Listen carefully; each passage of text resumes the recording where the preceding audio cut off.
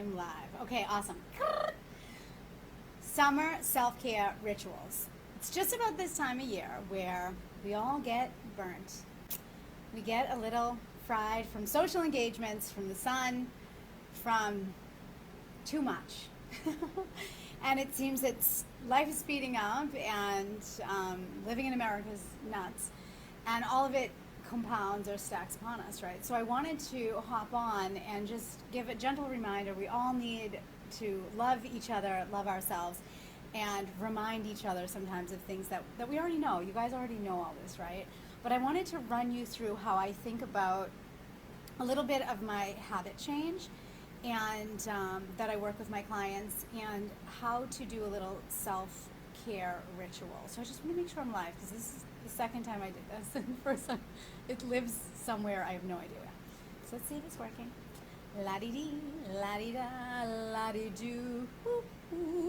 Okay, I see it live on the other thingy. Okay, awesome. So good. So you can comment if you want, and I'll just look at the other screen to see what you say. All right, groovy. So let's hop right in. Okay, so yeah, rituals. So I think of self-care and self-discipline as sometimes challenging for us. And it can be obviously because we're too busy, but it can also be because part of our ability to love ourselves could have been fractured from childhood. If we had a disrupted childhood in any way, what I see is issues with self-discipline, self-love. We also have, we can be really controlling, things like that, and work ourselves to the bone. And then when the summer happens, it's like it gets even worse, right? So sometimes what we have to do is try a bit harder to practice self-discipline, self-love, right? We have to actually force ourselves to do it, is how I think about it sometimes. Or what I call force a breakthrough, where even though you don't want to do it, and you have a million reasons why you don't have to do it, and you just want to sit there, whatever it is, like if you know you need to go for a walk, but you're like, I don't want to do it. It's legit, just make yourself do it and be like, I'm going to love myself through this action. And let me know if that works for you. It definitely works for me, and it works for some of my clients. When we bring that additional awareness in of like, oh my gosh, this is like a habit I do because I wasn't loved the way I needed when I was a child, right? And this can happen, this can show up in our to-do list, how we take vitamins. I mean, it can take any form that we have sort of created, right? Okay, so let's see. All right, so we have no questions. Oh, and there's like a copy is coming up over me. Oh, that's so interesting. What if I start singing? Can you keep up with me if I start singing? Okay, so, all right. I think of it as two different ways of self-care. One is internal and one is external. Internal is really resourcing within ourselves, right? You can think of it as self-soothing, being able to calm yourself down when your triggers or something upsets you is happening and underway, right? Or you're in traffic and the AC's not working, or whatever, right? So one way that we can think about building internal self-care is to implement white space in the week. And white space is a technique of adding into your calendar, whatever calendar you use, blocks where you do nothing. So maybe you're going to turn the TV off, or maybe you're going to sit outside with bare feet and visit with your friends, or read a book.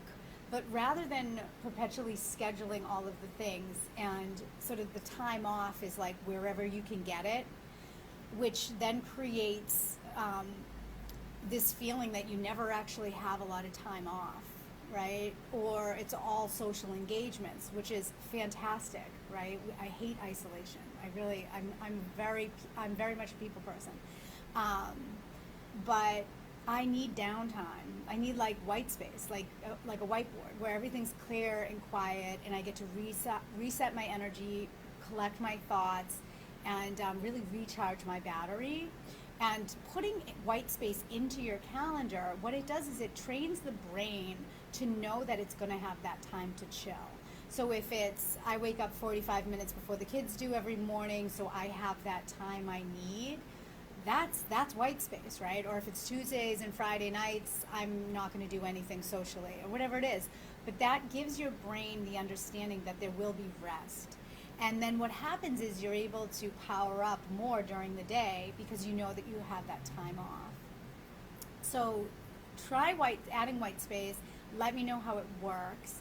And then I wanted to add a couple of more expansive ways to think about internal resourcing or self-care. So sometimes self-care can be as simple as mentally unplugging from something. Not always easy to do, but something you can do if you choose to do it. You can also do replacement therapy, right? Which it's better to do something else instead, right? So you can lay in the grass and watch the clouds go by. I mean, it's such a soothing practice to your nervous system. It's going to fill you up. You can go for a walk around the block at lunch. I mean, it's so simple, right? We want to think of like micro actions, small things that we can do that almost put money back in the bank through the day, because we're always giving, right? We want to be like, what do I need? I love that. And I also love daydreaming, just the art of considering what ifs and what could be, and that's lost oftentimes in our culture today. Allowing yourself time to just be, just to like look out the window and do nothing. I mean, it might sound counterintuitive to high productivity, but it's imperative. And if you think of training for the Olympics and that level of rigor in their training, always what they do is they prioritize rest and recuperation. So legit recuperation, not just I took a day off, but it's when I took a day off, I deeply soothed my system. And that's, a very high level of performance that understands, that you have to move in and out in the dance to win the race. Okay, so let me see if there's any questions. Okay, ask any questions if you would like. And I'm just going to keep going. So then with with external is a lot easier, right? You already know external ways to self-care. My all-time favorite is taking a bath at night, every night. So about 15 years ago, probably, Penelope Cruz was interviewed, and she said that is her nightly ritual. And I'm sure she has a cleaning lady.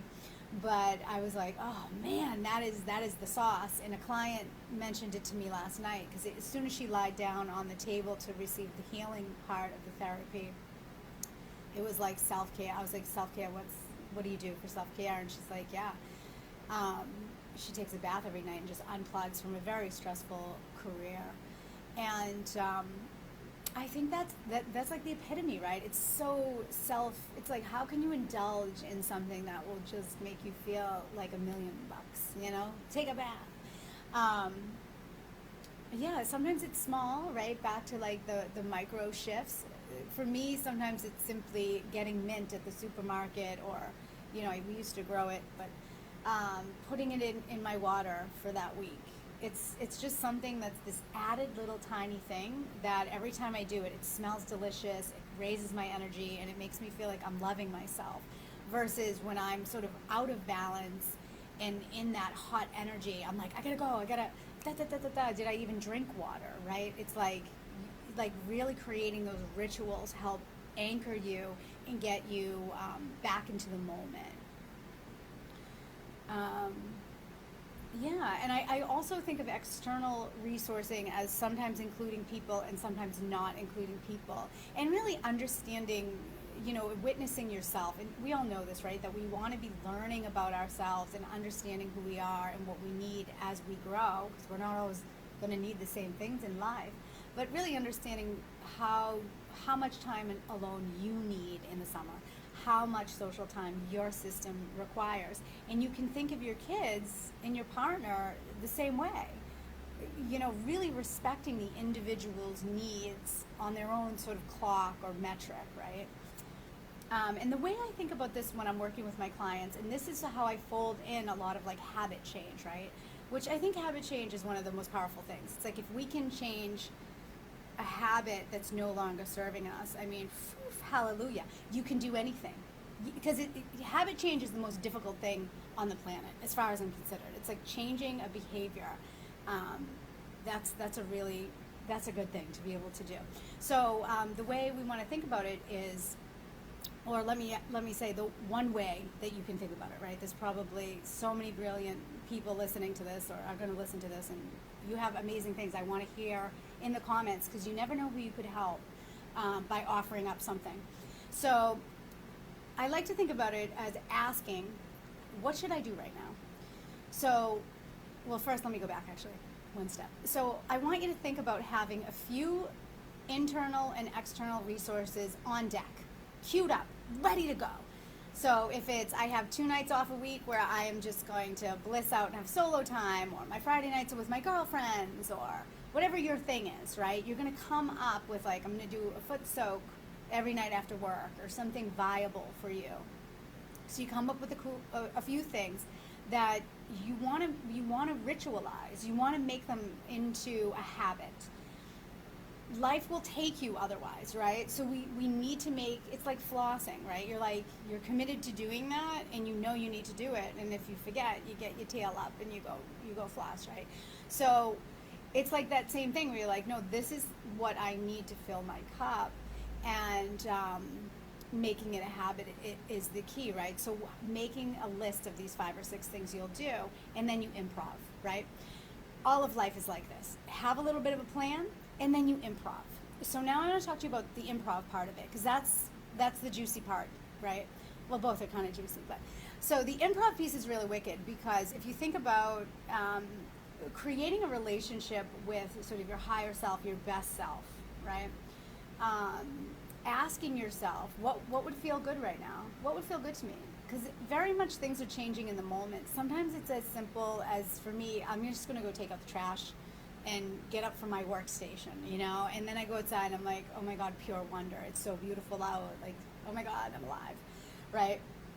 So whatever comes to you as the action that you should take, I want you to play in the space of pausing the critical mind of like, well, that's preposterous, and I don't want to do that right now, or is that my imagination? Was that my intuition? Is that my spirit guide? Like, you know, it could be any of these things. None of that matters. It doesn't matter. But the voice that comes in and tells you what to do, you want to just take that action. Pause critical, go take the action, right? And sometimes it's really simple. Sometimes I'll be like, oh, I got to do 15 jumping jacks, and I'm a goofball, and I'll do my 15 jumping jacks, and then I'm like, boom, I get this insane idea right after. I'm like, oh my God. So you want to ask the question, pause critical mind, and then take the action. Take the action right then. And yeah, so that is really my gift to you all tonight, on just a reminder, really, self-care, build some rituals, have a little plan, and then have a little improv. So I would love to hear from you all on what you would add or even take away from oh, here's some questions. Oh, good. I'm so glad. I'm figuring this out. Facebook Live has really shifted since my heyday. Okay. Yes, I need hours of nature alone in the summer. Yes, Renee. Oh my God, don't you? I know. I love that. So I haven't been going in nature as much. I've been spending a lot of time alone, though. I have to do that. So winter, I like cozy time. Oh, with people inside. I love that. Anything about timing and micro sessions that might be good to start? Timing with the micro sessions. Okay, so I think that's a question. So anything about timing with the micro sessions that might be a good start. So are you asking when you would time what activities? Is that what that means, Renee?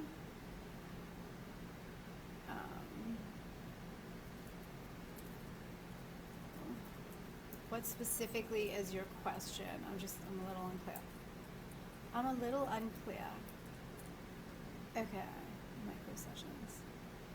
Yeah, so the key really about internal and external resources is to figure them out for yourself, right? So if we think about this as importing other people's ideas of what you should do, that doesn't work, right? It's not how we function. Um, Really, it must come from inside of you. So the question to ask yourself is, what do I love and need during the hot summer months when I get stretched, from whatever it is, right? Too much time on the beach can, like anything can take you out of balance if it's too much, right?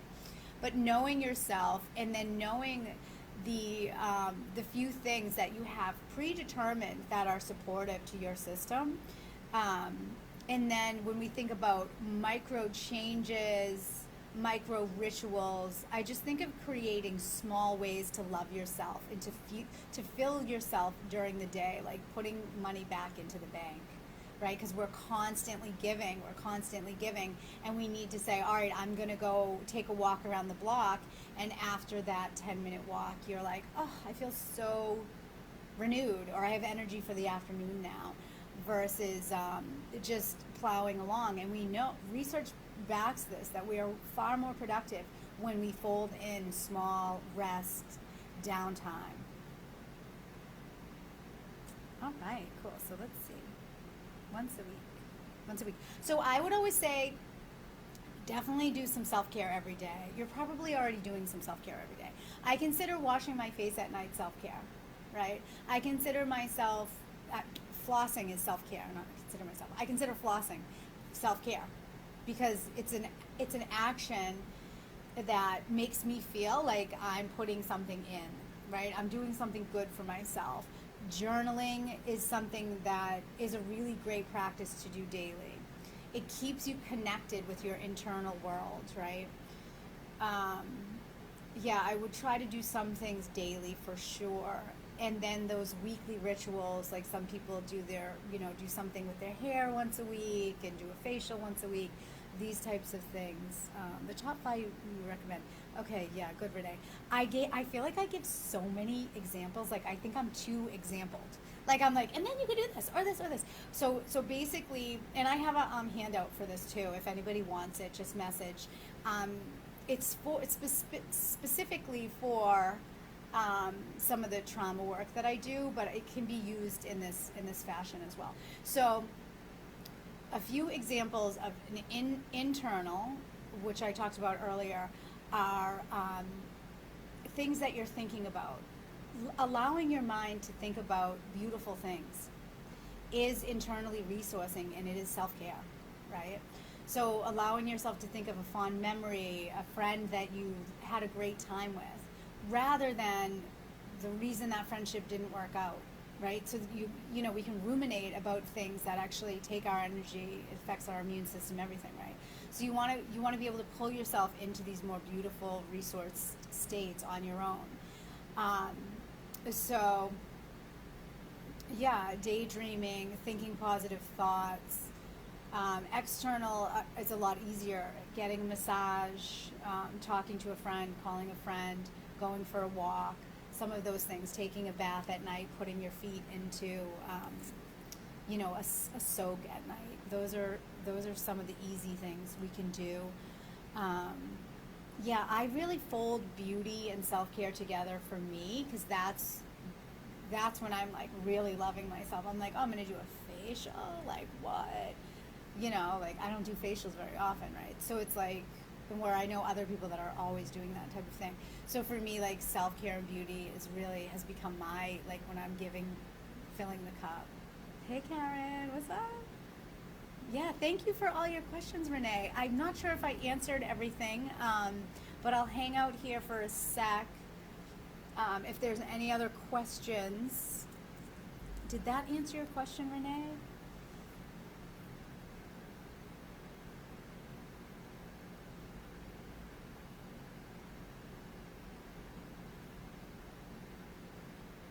Yeah, and then I would just add, please pop in the comments what you do.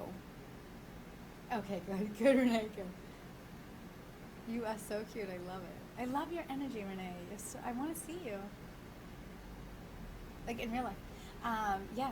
And Karen, if you have any questions, my dear, yeah, this has been really fun, and I love, yeah, I just love information that helps people. Like, I'm sort of like kind of a nut about it. Like I'm just like, ooh, oh, information. It could one day help someone. Like, it goes in my tool belt, and then I use it, and I try it, and I apply it, and I change it, right? It's like, we have to be scientists. We have to be nerdy scientists to survive this world. You know, we have to really amp up our healing, and we're meant to heal ourselves. We're meant to have these tools. So, all right, I'm going to hop off, but have a really beautiful night tonight, and reach out if you have any questions, and pop anything if you end up doing the replay later. Okay, much love, you guys.